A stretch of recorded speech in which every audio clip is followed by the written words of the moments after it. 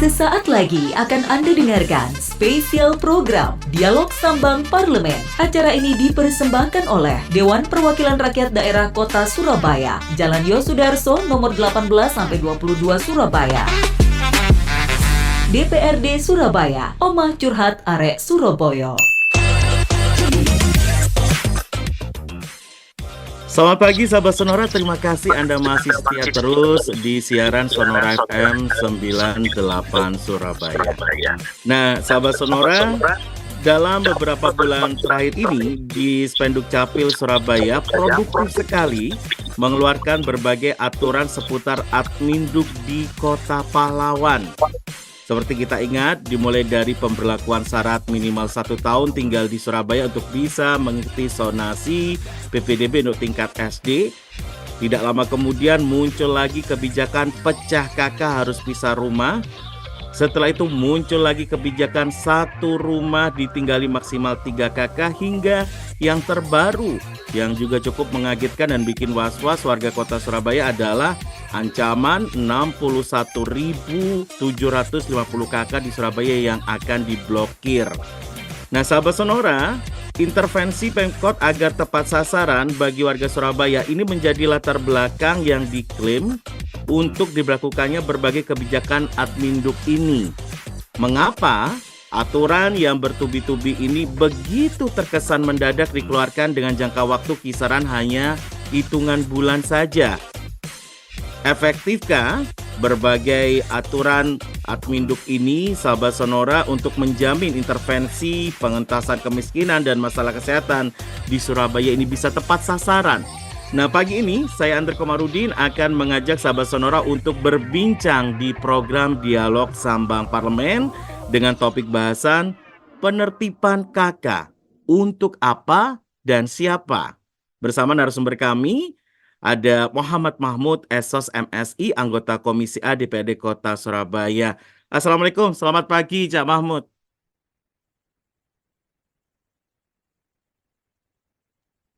Waalaikumsalam warahmatullahi wabarakatuh. Selamat pagi. Apa kabar? Sehat ya Cak ya? Alhamdulillah sehat, segar bugar ini. Sewaker isu-isu. Sehat. Sebelumnya Cak Mahmud, kami ucapkan terima kasih mewakili tim Radio Sonora telah berkenan untuk memenuhi undangan kami di program Dialog Sambang Parlemen episode kali ini. Matur nuwun sangat Cak Mahmud. Ya. Baik, sahabat Sonora ya, saya ingatkan selain Anda mendengarkan acara ini melalui radio, Anda juga bisa mengakses audio secara streaming di website www.sonora.co.id. Di sana Anda tinggal pilih menu Surabaya, kemudian Anda tekan tombol play. Anda juga bisa menontonnya secara visual perbincangan ini melalui akun live YouTube Sonora Surabaya. Acara Dialog Sambang Parlemen dipersembahkan oleh DPRD Kota Surabaya, Omah Curhat Arek Surabaya. Awal Cak Mahmud, masyarakat ini banyak yang bingung Cak, dengan begitu tiba-tibanya di Spenduk Capil Surabaya ini mengeluarkan aturan seputar KK.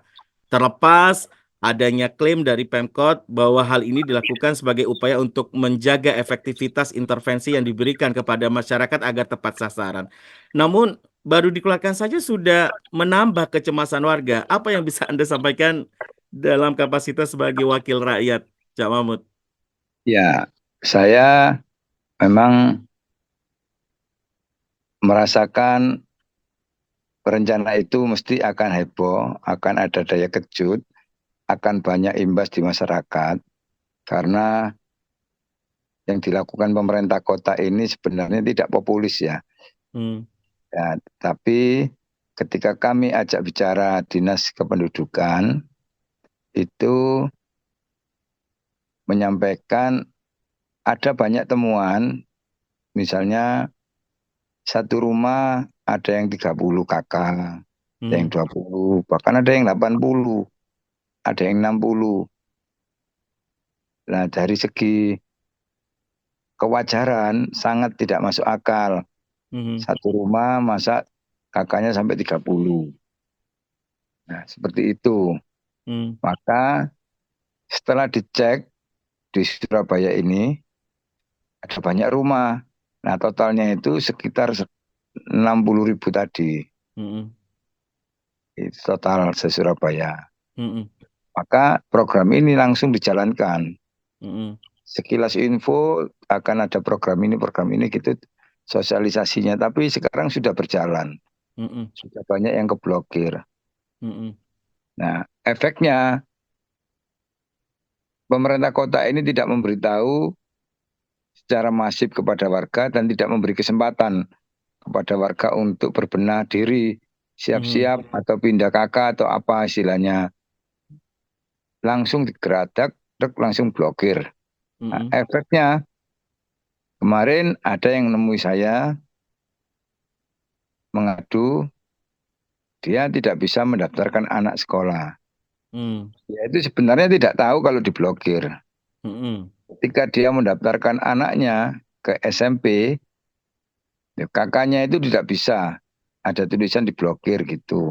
Mm-mm. Nah, terus dia kaget, loh kok diblokir?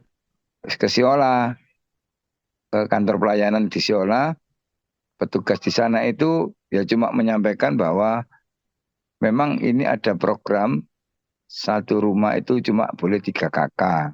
Mm-mm. Nah, kaget dia nggak tahu, nggak dengar apa-apa, tahu-tahu diblokir. Mm-mm. Terus dia di Siola juga tidak mendapatkan penyelesaian karena blokir itu dengan otomatis pakai komputer dan Mm. dia petugasnya tidak bisa membantu apa-apa. Mm-mm. Setelah mentok dia ke saya, bagaimana ini solusinya? Karena anaknya mau daftar negeri. Mm-mm. Nah, saya bantu komunikasi dengan Dispenduk. Dispenduk sendiri ya Mm. nggak bisa apa-apa. Ya nanti ada usulan lagi buka blokir. Mm-mm. Mm-mm. Ini masalahnya sampai ke Kementerian Dalam Negeri. Mm-mm. Jadi memang agak rumit merembet kemana-mana. Mm-mm. Kalau sekarang ini efeknya yang saya tahu ini kira-kira Mm-mm. ini ya, Mm-mm. bahwa anaknya itu pasti tidak bisa sekolah. Karena kalau sekolah swasta juga diminta kakak, niknya itu Mm-mm. untuk bisa online sama dinas pendidikan. Mm-mm. Nah, setelah kemarin ngobrol-ngobrol sama saya, "Loh, terus gimana Pak kan nggak sekolah anak saya nanti gitu." Yeah. Ya karena memang tidak bisa daftar kalau nggak punya kakak. Mm-mm. Punya kakak saja misalnya, tapi kakak luar kota Surabaya saja tidak bisa daftar di Surabaya. Yeah. Nah, ini apalagi kakaknya nggak ada kan berarti kalau di blok itu. Mm-mm. Mm-mm. Mm-mm. Sama dengan tidak punya kakak. Yeah. Ya, yang bisa hanya pas pemilu masih bisa milih. Karena kan Mm. nggak ada tulisan blok. Mm-mm. Ya, tapi dia bisa milih. Cuma masalah administrasi kependudukan, dia tidak bisa bergerak. Mm-mm. Ini efek lebih jauh. Kemarin itu orang nggak bisa nyekolahkan anak. Biar Yeah. saja gitu. Putus asa rupanya orang ini. Mm-mm. Mm-mm. Di sana nggak bisa, di sini nggak bisa. Mm-mm. Lurah juga nggak bisa ngatasi, apalagi camat nggak bisa. Akhirnya ke Dispenduk yang nggak bisa. Mm-mm. Padahal hari-hari ini musim sekolah. Iya. Pemblokiran itu sangat terasa ketika musim sekolah ini. Ketika Mhm. tidak musim sekolah, dia mungkin ya nggak ada hubungan, nggak ada urusan sama kakaknya. Mhm. Mhm. Kecuali urusan-urusan lain. Ya, tapi ini Iya. sama sekali, ini Mhm. langsung blokir. Nah, Mhm. itu. Ini sudah pernah kita diskusikan sama Pemkot. Memang programnya seperti itu. Wali kota Mhm. ini mendapati kenyataan ada rumah yang sampai banyak kakak. Mhm. Maksudnya itu akan ditertibkan. Kalau Mhm. memang punya rumah, ya pakai kakaknya di rumahnya. Jangan numpang kakak saja di rumah orang atau di kos-kosan atau di mana Mhm. gitu. Mhm. Maksudnya Mhm. memang baik ya. Wali Mhm. kota ini maksudnya itu baik. Maksudnya ya. Mhm. Tapi ketika ini digeradak seperti ini ya munting wong-wong langsung. Mhm. Langsung bingung kabeh sak Surabaya. Nah, 60.000 orang kan tidak sedikit. Iya. Setelah didata oleh Pemkot itu ada 60, kira-kira yang seperti itu dampaknya kepada 60.000, 61.000 orang kalau nggak salah kemarin itu. Itu yang kena dampak. Ya, itu jadi masalah tersendiri hari-hari ini. Belum Oke, terdeteksi. Saran baik. saya kepada pemerintah kota, ya bagaimana orang tua ini dikasih solusi agar bisa mendaftarkan anaknya saja sementara ini. Kan dari 61 itu paling ya lebih dari separuh itu mungkin bersentuhan sama sekolah. Yep. Khususnya sekolah. Kalau yang lain-lain itu masih bisa ditunda. Karena sekolah ini ada deadline, ada tanggal, Iya. ada jam. Ya, ini supaya dibuka dulu, yang khususnya yang sekolah. Baru setelah itu ditentukan. Itu saran saya kemarin itu. Dan dirasa ini kurang populisnya karena momentumnya tidak tepat ya, Cak Mahmud. Pemblokiran nggak masalah kalau memang tujuannya baik, Mbok ya jangan di masa-masa PPDB gitu. Maksudnya Cak Mahmud. Iya, karena masa pendaftaran sekolah ini yang paling utama adalah KTP dan KK. Itu dijadikan kunci untuk menginput nama, alamat, nik. Ketika itu tidak bisa dipakai niknya, ya dia tidak bisa daftar.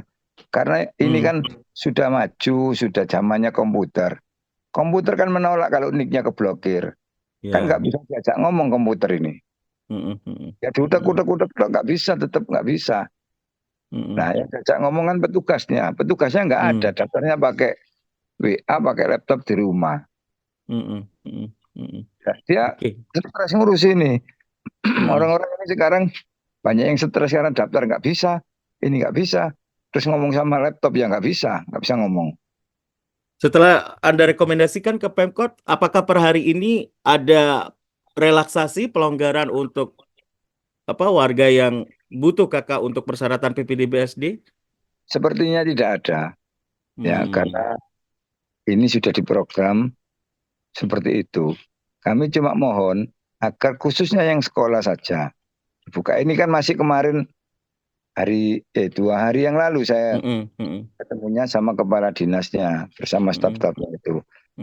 Kami mohon supaya ada kebijakan khusus dalam rangka pendaftaran sekolah saja dibuka. Jangan dulu. Ya, ada yang mengatakan nanti setelah pendaftaran sekolah sudah nggak ngurus lagi, nggak ngurusi kakaknya lagi gitu. Orang ini memang ada sifat kalau tidak berkepentingan memang nggak ngurus. Ya. Kalau nggak diblokir gini, dia itu ya tenang-tenang aja, satu kakak ada yang 20, satu rumah ada yang 20 kakak. Ketika nggak diblokir ya santai-santai aja, nggak ada masalah kok. Mengaku lo nggak apa-apa, masih sealamat 50 kakak ya aman-aman aja. Karena dia nggak tersentuh dengan kepentingannya. Ketika bersentuhan dengan kepentingan kakak, baru keblokir dia kaget-kaget. Suatu saat pasti akan bersentuhan itu. Misalnya kayak urusan bank. Dia diminta ini niknya diketik, blokir. Mesti masalah, dia baru kalang kabut. Ini masih belum.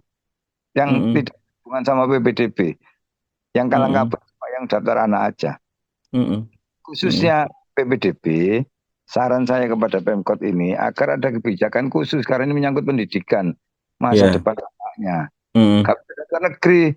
Gak daftar negeri, dia swasta biayanya tinggi, swasta pun nggak bisa kalau nggak punya nik. Terus apa? Terus kemana? Ya ini kalau buat shock terapi sama Pemkot ya baik-baik saja lah. Tapi habis ini harus dibuka supaya bisa daftar gitu mestinya. Baik, kewenangan pengelolaan sistem itu tanggung jawab buka dan ngeblokir itu tidak mampukah Dispenduk Capil melakukannya kalau memang dalih ada di Kemendagri? Ya, nggak mampu. Hanya mengusulkan aja. Tapi sebenarnya komunikasi lintas lembaga, katakanlah dengan Kementerian Pendidikan kemudian ada memo khusus untuk PPDB, tolonglah dibuka, memungkinkan tidak? Memungkinkan asal pemerintah kota ini saja cukup mengusulkan kepada Kementerian Dalam Negeri untuk KTP ini supaya dibuka blokirnya gitu bisa. Hmm. Karena yang memulai kan Surabaya, yang membuka ya harus Surabaya. Mm-mm. Mm-mm. Tinggal Oke. ada niat apa enggak Pemkot ini untuk membukakan itu. Nah, sementara deadline PPDB-SD juga terus running, terus berjalan ya, Cak Mahmud ya. Kita mau tahu sistem Mm-mm. Mm-mm. komputer. Mm-mm. Terus Oke. ngomong sama siapa? Mm-mm. Dinas Mm-mm. pendidikan ya nggak mau tahu. Mm-mm. Saya nggak ikut-ikut urusan blokir-blokir gitu dinasnya. Mm. Yang penting Oke. sampai daftar masukkan di aplikasinya. Lo nggak bisa masuk ya urusan sampean gitu. Sampai Mm. bisa masukkan. Ya Mm-mm. kalau di blok Mm. itu sampai kiamat ya nggak bisa. Mm-mm. Oke. Oke. Ini masih satu permasalahan PPDB. Sekarang ke kebijakan yang lain, masih di masalah Adpinduk ini cukup menarik. Masalah pisah kakak juga harus pisah rumah. Warga masyarakat juga cukup intens terhadap isu ini. Lah saya gak duwe omah terus piye? Solusinya terus gimana? Nah, menurut evaluasi dari teman-teman di legislatif untuk klausula ini gimana, Cak Mahmud?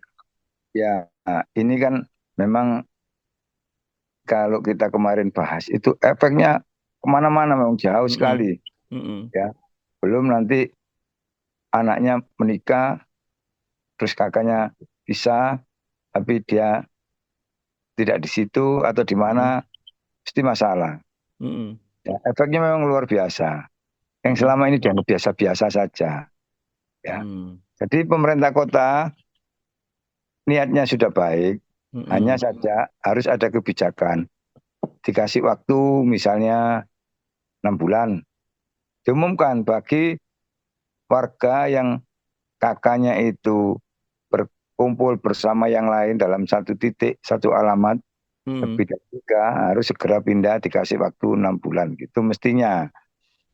Sehingga siap-siap. Ketika 6 bulan itu sudah diterapkan, terus mereka masih ada yang mokong, tidak Mm-mm. mau pindah ya disikat nggak apa-apa. Wong stealing no. Mm-mm. Supaya gak di rumah terus ya apa? Nah itu solusinya gimana? Dia pakai apa? Atau satu rumah itu kan 3 ya Mm-mm. mencar-mencar gitu. Mm. Banyak side effect ya yang ternyata terdeteksi dari kebijakan yang dikeluarkan oleh Dispenduk Capil ini. Legalitas kependudukan ini juga menjadi bahasan yang menarik ketika kebijakan masalah pengetatan KK di Surabaya ini diberlakukan. Masuk daftar blokir, list blokir.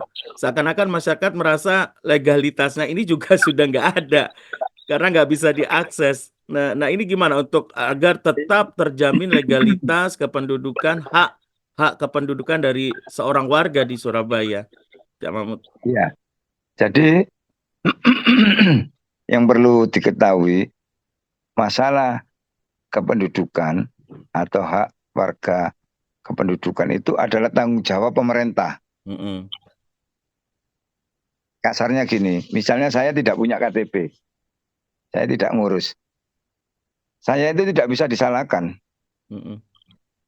karena itu tanggung jawab pemerintah. Pemerintah harus mendesak saya segera ngurus KTP, itu tugasnya. Mm-mm. Ya, itu Mm-mm. diaturannya begitu, tanggung jawabnya pemerintah. Sekarang Mm-mm. ini misalnya ada warga yang keblokir, itu sama dengan dia tidak punya apa-apa identitas diri. Iya. Ya, satu keluarga hilang semua. Mm-mm. Padahal masalah kependudukan tanggung jawab pemerintah. Mm-mm. Itu di undang-undangnya gitu. Mm-mm. Nah, sekarang ketika warga itu diblok, terus tidak punya identitas apa-apa, ya negara harus tanggung jawab. Minimal Mm. membantu dulu lah. Saya apresiasi maksudnya. Mm-mm. Bagus. Jangan ada satu rumah 50 kakak, 20 sampai 80 kakak itu ada memang. Mm-mm. Mm-mm. Dan saya sendiri sudah ketemu orang yang kakaknya itu di satu alamat. Dia Mm-mm. mengakui di Mm-mm. situ ada sekitar 30 yang Mm-mm. lain. Mm-mm. Saya tanya, "Loh, sampean kok nang kono? Ya. Kok nunut nang kono?" "Iya, aku nang di mana, Kak Dwi Oma? Kak Dwi Mm. Ala. Saya kan Mm-mm. kepingin warga Surabaya." Mm-mm. Sekarang jadi modus orang-orang yang dari luar kota nunut. Dia Mm-mm. tidak tinggal di situ, tidak kerja di situ, balik menenang asale kono. Cuma Mm-mm. dia memanfaatkan fasilitas di Surabaya agar kalau ada bantuan dapat. Kalau Hmm. apa dapat sekolah bisa gratis, Mm-mm. SMP-nya hanya dimanfaatkan begitu. Hmm. Nah, ini maksud saya, maksudnya itu baik. Ya. Yang gitu-gitu itu, ya. Tetapi hari-hari ini jangan dulu, mestinya kan gitu. Hmm. Karena menyangkut yang atau dikasih spesialisasi lagi kebijakan khusus yang mau ngurus anaknya sekolah. Mm-mm. Buka dulu, misalnya Mm-mm. gitu. Mm-mm. Karena pendidikan habis itu blokirin lagi. Wes, Mm. temen Mm. Mm. itu blokir lagi habis itu. Mm-mm. Supaya masalah pendidikan nggak terganggu. Mm-mm. Ini kalau tidak hari ini, ya dia mesti swasta. Swasta pun nggak bisa. Ya. Berarti anak itu tidak sekolah. Mm-mm. Mm-mm. Mm-mm. Masalah Oke. pendidikan anak ini juga tanggung jawab pemerintah. Mm-mm. Mm-mm. Ya pembulet kan akhirnya. Iya. Ruwet kalau kata orang, wes ruwet gitu ya Di jadinya ya. atas bulat gitu ya. Kak Mahmud, eh bentar lagi ini pilkada ya, Ya, pilwali. Pemutakhiran data juga dilakukan untuk calon pemilih. Balik lagi, basicnya ke KK, ke NIK, gitu kan, yang sebagai acuan. Nah, carut marut itu juga akan diprediksi akan terjadi nggak di saat proses pemutakhiran nanti dengan kebijakan di Spenduk Capil yang sangat ketat belakangan ini? Cak Mahmud, kalau menurut untuk prediksi pemilu ini teman-teman nggak legislatif. pengaruh. Kalau untuk pemilu ini nggak pengaruh, masih bisa. Hmm. Mm-mm.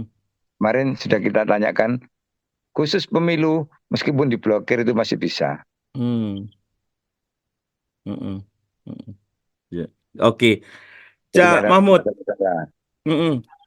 Jadi yang paling urgent sebenarnya masalah PPDB ini ya, harus ada kebijakan Ya, yang di luar kebijakan yang seharusnya gitu kan untuk memberikan kemudahan akses masyarakat untuk mengakses pendidikan. Selain atas dali agar intervensi ini tepat sasaran, kesan yang ditangkap mengapa di Spanduk Capil ini memperketat aturan KK di Surabaya adalah agar anggaran yang dikeluarkan untuk berbagai program intervensi kepada masyarakat ini jumlahnya tidak membengkak sehingga mengancam stabilitas APBD Kota Surabaya dengan dinamika pertumbuhan penduduk urban sebuah kota yang terus bertambah. Jadi sahabat Sonora, selain mendengarkan acara ini melalui radio, Anda juga bisa mendengarkannya secara audio streaming di www.sonora.co.id. Pilih menu Surabaya, kemudian Anda tekan tombol play. Anda juga bisa menontonnya secara visual di live YouTube Sonora Surabaya. Tadi sebelum break, Cak Mahmud ya, ada kesan yang ditangkap bahwa perketatan Adminduk oleh Dispenduk Capil Kota Surabaya ini untuk mengamankan anggaran intervensi yang disiapkan oleh Kota Surabaya ini makin lama trennya makin membengkak karena mobilisasi urban masyarakat ke Kota Surabaya. Komentar Anda, Cak Mahmud. ya kalau itu memang ada benarnya orang-orang itu sebagian ya yang saya sempat ketemu atau yang mengadu memang ada motivasi itu. Dia pindah Surabaya karena dia melihat Surabaya banyak program, banyak Hmm, bantuan. hmm, Antar kota sekarang ini bisa beda biaya sekolah. Ada yang negeri yang bayar, ada yang gratis, ada yang sekolahnya gratis, bayar seragam, ada yang gitu. Nah, Surabaya ini kan hampir semua gratis. hmm, hmm. Ya. Terus berobat KTP Surabaya nanti bisa gratis. Nah ini kan luar biasa. Kalau saya orang Gresik, misalnya, waduh di Gresik nggak ada gini rek, berobat bayar. Ya Hmm. saya KTP Surabaya aja. Aku ditulur, nunut nangkono KTP Surabaya, hidupnya di Gresik. Kalau sakit ya ke rumah sakit Surabaya, gratis. Kan Pas kalau golek duit sekolah, nang sekolah kan Gresik. sini. Iya, sehari-harinya tinggal di sana. Memang Oke. ada yang begitu. Mm-mm. Tapi yang tidak begitu juga banyak. Yang Ya. memang dia tidak punya rumah, atau dia nunut dulure, Mm-mm. Mm-mm. ya. Mm-mm. Sampai terbitnya kakak itu kan juga diverifikasi oleh kelurahan, disurvei, Ya. difoto, Mm. kerjanya di mana. Semua kan sudah diikuti prosedurnya. Mm-mm. Itu Mm. harusnya harusnya ini menurut saya ya yang memang benar-benar tidak tinggal di situ, tidak tinggal di Surabaya. Waktu kita diskusi itu kemarin disampaikan, kalau misalnya orang ini dari satu alamat 20 kakak, Hmm. terus dicek orangnya itu semua 20 itu di mana. Oh, dia tinggal di gang sebelah misalnya. Nah, gang sebelah Hmm. itu dia disuruh pindah ke situ. Pindah Hmm. OC ke sana. Hmm. Oh, yang satu ini pindah ke RW sana, RW sebelah. Hmm. Disuruh pindah ke RW sana, termasuk yang sampai ke kota sebelah sana disuruh kembali. Hmm. Nah, itu targetnya. Memang hari-hari ini heboh. Hmm. Yang kena dampak PPDB. Tapi habis ini mungkin ada yang juga mau keluar negeri ngurus paspor, tambah nemen itu. Hmm. Itu apa-apa. Hmm. Keblokir gitu ya sudah nggak bisa berangkat. Apalagi kalau dia mau haji misalnya, Ya, umroh. umroh nggak bisa berangkat. Hmm. Hmm. Tapi Hmm. itu bisa ditunda. Ya, Kalau umroh, haji kan nggak bisa tahun depan. ya, betul. Atau PPDB ini kan nggak bisa ya tahun depan ya nggak sekolah beneran nggak setahun sekolah ya. Hmm. Nah ini efek-efek lain yang lebih luas dan targetnya memang kalau kalau misalnya itu tidak tidak bisa kembali orangnya ke alamat itu, ya Pemkot ini akan memblokir terus. Hmm. Jadi kalau Baik. orang itu tidak ditemukan akan diblokir terus. Hmm. Hmm. Ini kebetulan saya coba membuka line interaktif Cak Mahmud ya, juga melalui WA Sonora. Ini ada Pak Yono di Kalibutuh kebetulan yang gabung. Menurut Pak Yono, seharusnya Pemkot jika akan ngasih bantuan harus cek dulu di alamat itu berapa kakak. Jika menemukan banyak kakak di alamat itu, tinggal dibatasi saja berapa kakak yang akan mendapatkan bantuan di alamat itu. Nggak usah dibuyarno kabeh. Tanggapan Anda, Cak Mahmud? Ya, itu tadi orang itu misalnya disuruh milih, sampai mau bantuan atau kakaknya tetap sini, atau kalau nggak pindah, ya tetap dia milih pasti milih. Saya milih kakak sini aja nggak usah dapat bantuan nggak apa-apa. Mm, Gitu. Karena kalau dia dapat bantuan, dianggap motivasi pindah kakak itu hanya bantuan. mm. Kira-kira seperti itu. Oke, Cak Yono Jadi, ya, semoga bisa mm-mm. terjawab. Karena memang bayang lo Cak Yono, saoma iku wah kayak sampai saya ke kakak luwe ketemuan ini dari Pemkot, walaupun tidak semuanya tinggal di sana. Nah, kemudian ada pola berpikir terbalik begini, Cak Mahmud. Kalau alasan utama kenapa pengetatan kakak ini agar efektivitas intervensi itu bisa tepat sasaran, apakah satu-satunya jalan dengan pengetatan kakak agar intervensi ke masyarakat itu bisa diterima oleh yang berhak? Apa nggak ada cara lain yang minim konflik, minim kegelisahan, dan tidak menghapus legalitas kependudukan seorang warga? Cak Mahmud.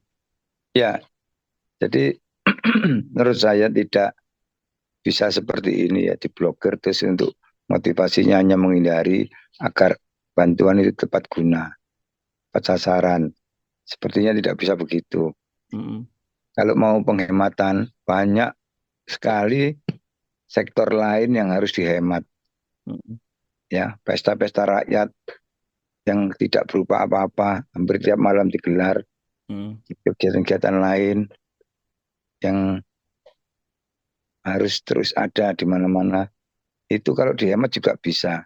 Bahkan lebih banyak daripada pemberian bantuan ke warga yang lainnya. mm, Itu kalau motivasinya penghematan. Ya, tapi harus ada solusi.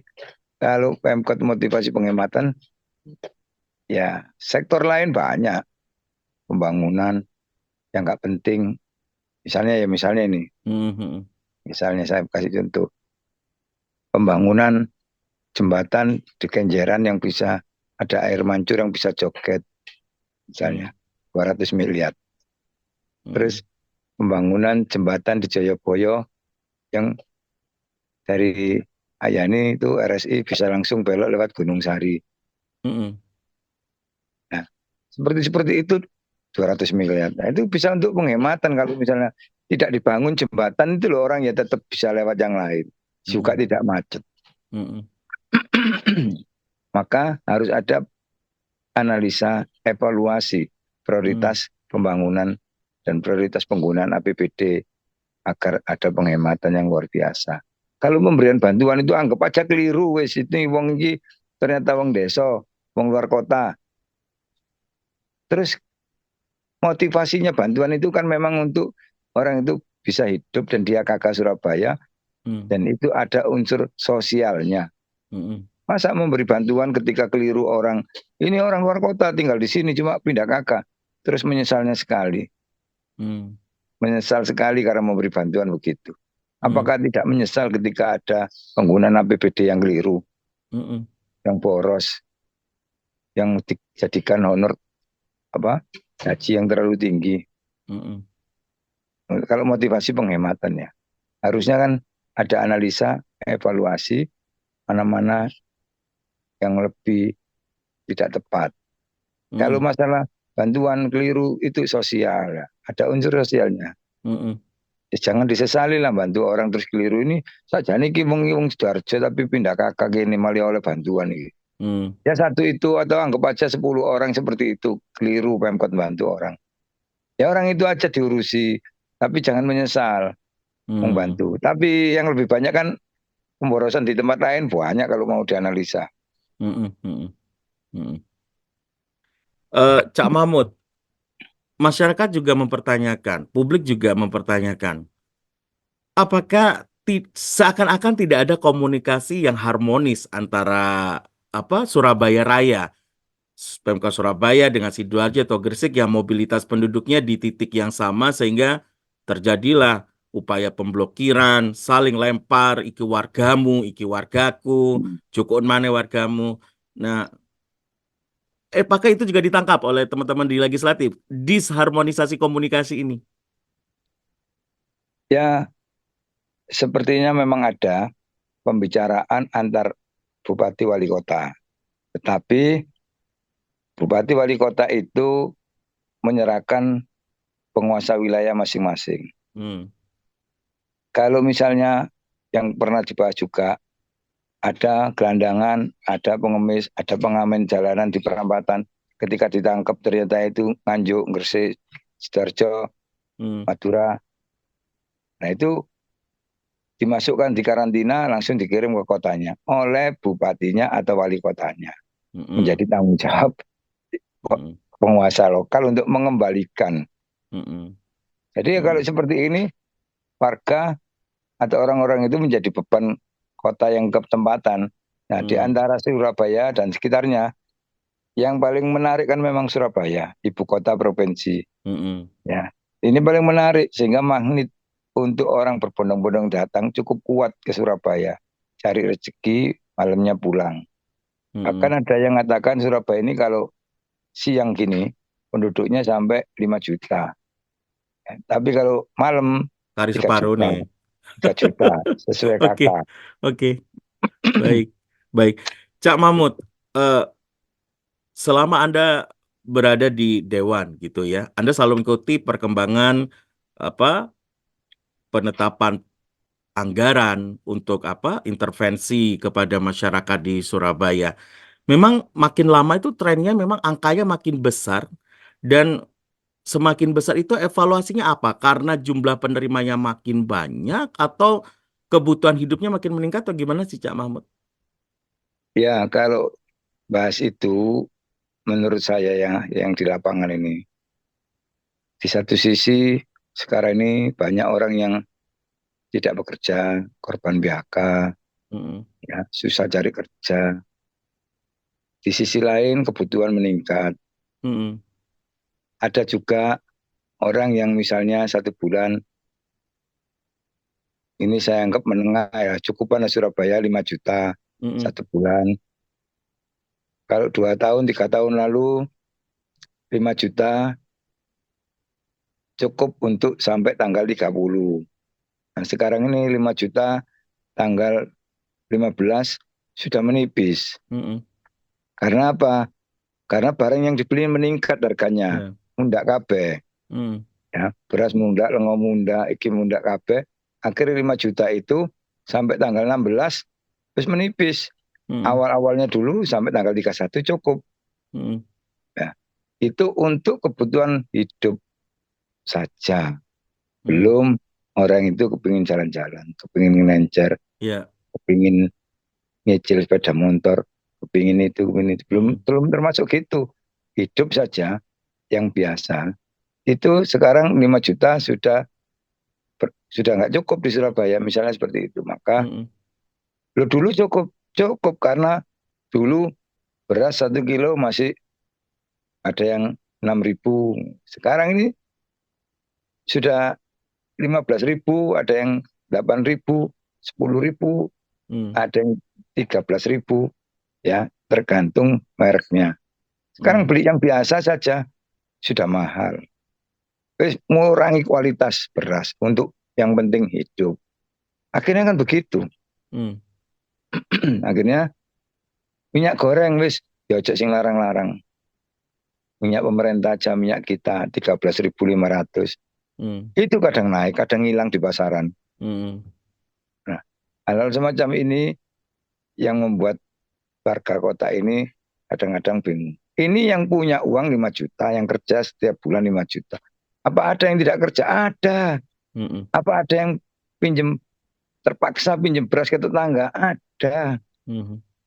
Temen tak? Kalau nggak percaya tak ajak ke orangnya. Mm. Oke. Artinya anggaran intervensi memang tinggi, tetapi efektivitasnya juga masih dipertanyakan, ya, Cak Mahmud ya. Ya, itu harus tepat guna, harus tepat Mm. sasaran. Sehingga anggaran itu bisa betul-betul membantu orang miskin agar tidak miskin. Mm. Atau orang miskin bisa cukup aja sudah bagus. Mm. Mm. Ya, ini sering nanti kalau ketemu wali kota akan saya kasih masukan ini. Bahwa Mm. di bawah itu masih seperti ini. Mm. Terus masalah kakak, blokir kakak ini efeknya jauh sekali. Dampaknya Mm. besar. Ya ini kalau wali kota misalnya nanti turun ke lapangan harus mengerti ini. Mm. Nah, kadang kan wali kota kalau turun, yang yang ketemu itu orang-orang tertentu, tidak Mm. berani bicara apa Mm. adanya. Sehingga Mm. wali kota tidak mengerti masalah yang mendasar yang sebenarnya. Nah, ketika ada Pak Wali, sampaikan, ya, tidak nunggu DPR. Oh, ada Pak Mm. Wali itu di situ peresmian apa, Pak? Ini efek dari pemblokiran KK ini begini loh, Pak. Biar tahu di lapangan itu kayak begini. Mm. Mm. Ya. Mm. Nah, dinas atau orang-orang sekitar wali kota harus memberi akses kepada warga. Karena wali Mm. kota ini kan pilihan warga, bukan ditunjuk oleh kepala-kepala dinas. Mm. Sehingga aspirasi masyarakat itu betul-betul tersampaikan kepada wali kota. Mm. Sehingga wali kota ini ketika membuat kebijakan, itu berdasarkan aspirasi. Mm. Memang ada masalah, satu rumah banyak kakak, ya itu aja yang diatasi. Mm. Kalau kamu nanti satu rumah ada 50 kakak, kata bantu loh ya. Bantuan tak blokir. Mm. Misalnya begitu. Mm. Ayo pindah. Jangan satu rumah 50 kakak, tak kasih waktu 6 bulan. Selama 6 bulan ini kamu nggak tak kasih bantuan apa-apa. Mm. Nah, gitu-gitu masih bisa. Mm. Terus dilingno sik mokong-mokong terus, wong-wong iki ya baru diblokir beneran. Mm.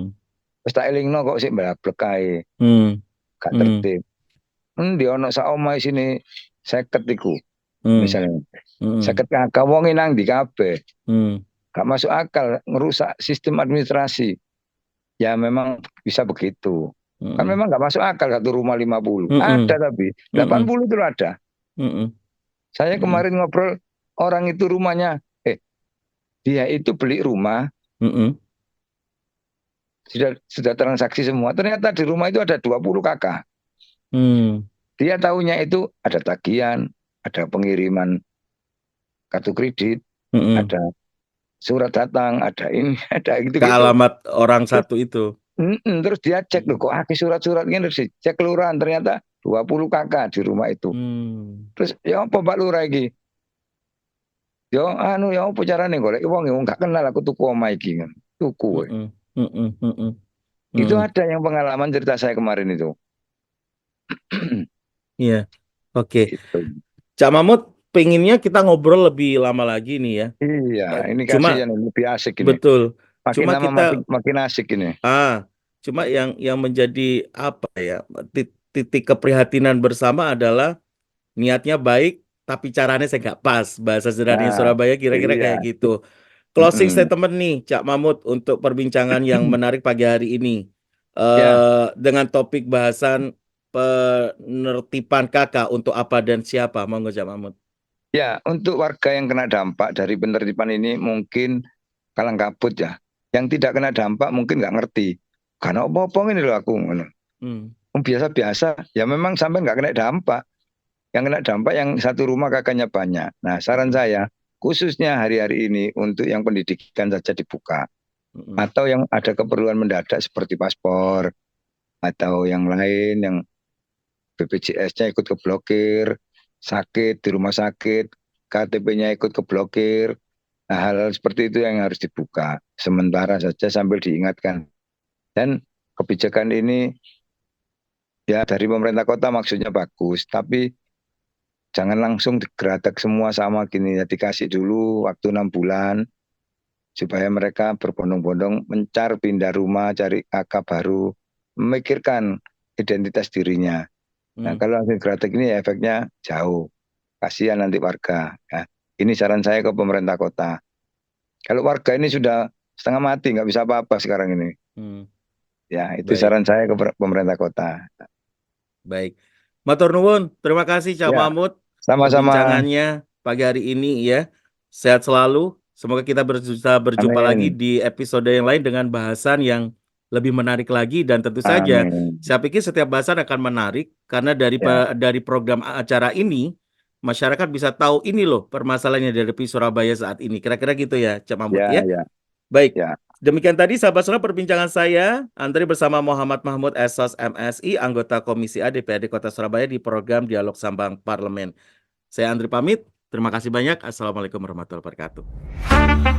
Terima kasih telah Anda dengarkan spesial program Dialog Sambang Parlemen. Acara ini dipersembahkan oleh Dewan Perwakilan Rakyat Daerah Kota Surabaya, Jalan Yosudarso nomor 18-22 Surabaya.